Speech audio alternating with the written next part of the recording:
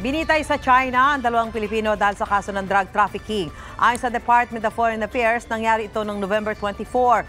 Inaresto ang dalawa noong 2013 at sinintensyahan ng death penalty noong 2016. Sinubukan daw ng ating gobyerno na pababain ang kanilang parusa sa life imprisonment.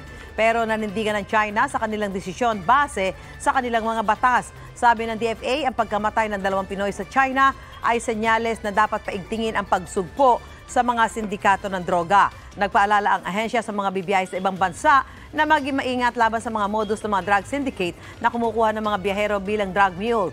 Tanggihan daw ang pagpapadala ng mga bagahe, lalo na kung hindi ninyo alam ang laman.